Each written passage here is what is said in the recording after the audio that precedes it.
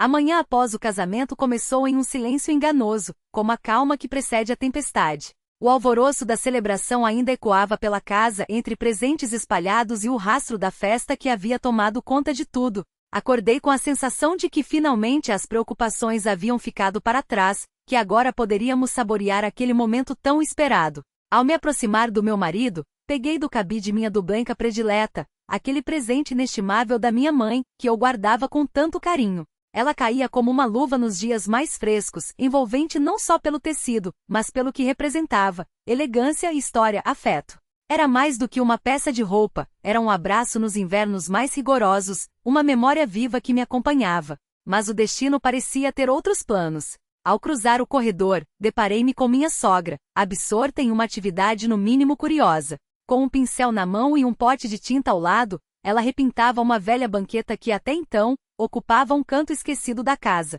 Sempre criticara a falta de móveis, mas ali estava, restaurando algo que para ela não tinha valor. Hesitei na porta, sem querer interromper, até que um movimento brusco fez o pincel escorregar. Gotas vibrantes de tinta respingaram direto na minha dublenca, manchando-a de forma irreversível. Meu coração gelou. Ela nem sequer percebeu, continuou a pintar indiferente. Olhei para a mancha que se espalhava pelo tecido, sentindo a raiva e a decepção tomarem conta de mim como uma onda. Como assim acidentalmente? Minha voz tremeu, carregada de uma fúria que já não conseguia conter. Você não tem noção do que acabou de fazer? Isso aqui não é qualquer coisa, é a minha dublenca. Ela finalmente virou o rosto, mas seus olhos não revelavam arrependimento, apenas um leve espanto, como se eu estivesse exagerando. Ah, foi sem querer. Não fique assim, é só uma jaqueta. Depois a gente até ri disso, disse, com uma tranquilidade que me deixou atônita. Fiquei paralisada. Era como se tivesse levado um soco no estômago.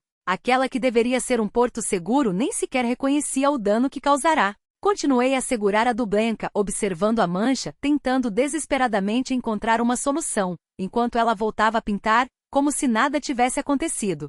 Minha paciência se esgotou. Cada segundo naquela cena só alimentava minha frustração. Aquela peça não era um simples casaco, era um pedaço da minha história, um elo com minha mãe, com minha infância. E ali, diante dos meus olhos, estava arruinada. Para você pode não ser nada, mas para mim é tudo. Minha voz quebrou, as palavras saindo entrecortadas pela emoção.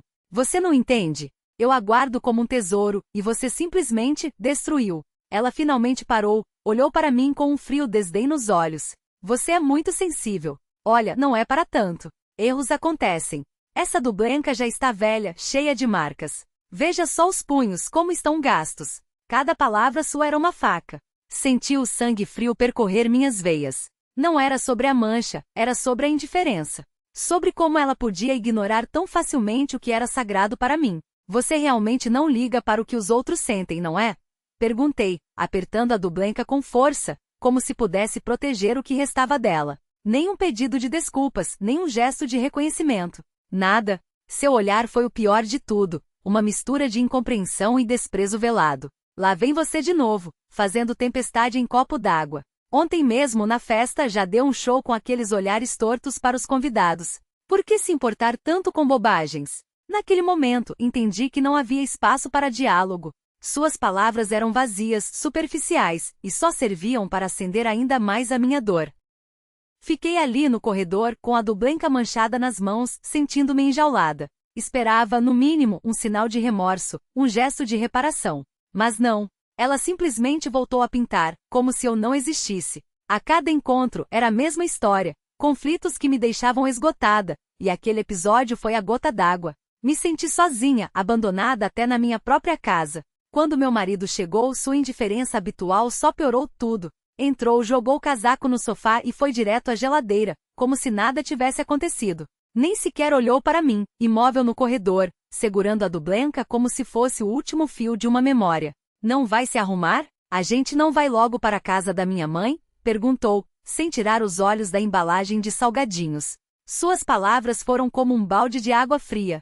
Ele não viu a mancha, não viu a dor no meu rosto, não viu nada. Ela fez de novo, soltei, a voz embargada, apontando para a sogra, que continuava sentada no sofá, impassível. Sua mãe arruinou minha dublenca. E você nem se importa. Ele me olhou confuso, como se eu estivesse falando outro idioma. Ah, não exagera.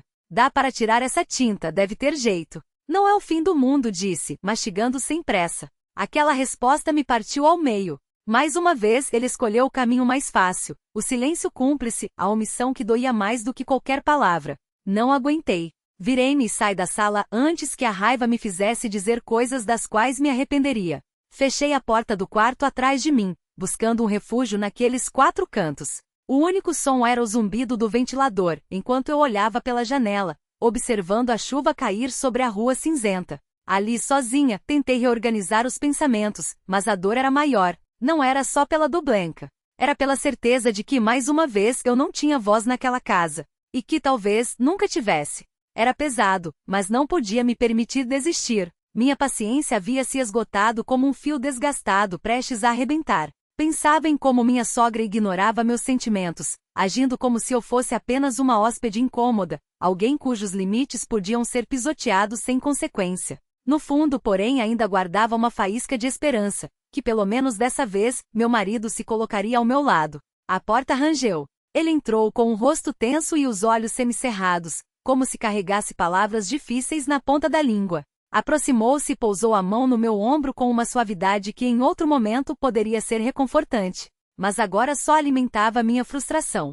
Finalmente ele decidiu falar. Não sei o que dizer. Sua voz soava como um pedido de desculpas antecipado, como se tentasse decifrar o que eu sentia sem realmente se dispor a entender. Mas já era tarde para meias palavras, para justificativas vazias. Ela é sua mãe. Você sabe que ela não sabe pedir desculpas. E eu? Minha voz tremeu não de fraqueza, mas de uma raiva que há muito continha. Eu também não sei como agir nessas situações? O peito doía, apertado por uma verdade que ele se recusava a ver. Não era sobre a mancha na Dublenka. Era sobre anos de silêncios engolidos, de conflitos evitados, de um marido que, quando mais precisei, escolheu o caminho mais fácil, a neutralidade. Você não entende? Explode, as palavras saindo como facas. Você sempre fica de lado, sempre que se trata dela. Como acha que eu me sinto? Quando ela me humilha, quando você não faz nada. Ele baixou a cabeça, os dedos crispados como se lutasse contra algo invisível. Não posso lutar contra ela, você sabe disso. Se eu confrontar, só vai piorar. Tudo o que posso fazer é estar com você, tentar não alimentar os conflitos. A solidão me engoliu de novo. Ele tinha razão, não sabia como lidar com a própria mãe, como me defender, como proteger o que deveríamos ser, uma família. Mas eu não aguentava mais. Ficou claro que nossa relação não era apenas um vínculo, era um abismo entre 2 formas de ver o mundo, de nos vermos nele. Sua passividade não era mais uma opção que eu pudesse aceitar. O silêncio pesou entre nós, denso como chumbo. Ele tentou acrescentar algo, mas eu já não ouvia. Caminhei até a porta, as palavras saindo secas. Preciso ficar sozinha. Ele permaneceu no batente, os olhos fixos em mim, como se quisesse dizer algo, qualquer coisa, que mudasse o rumo daquilo tudo. Mas, como sempre, as palavras não vieram. Fechei a porta atrás de mim, sentindo o coração se partir em uma batalha interna. Por tanto tempo esperei que ele me apoiasse. Mas mais uma vez ele ficou no limbo, como sempre. E foi então que compreendi, não se tratava apenas de uma mancha em um casaco. Era uma lição que deveria ter aprendido há muito tempo. Se eu não lutasse por mim, ninguém o faria.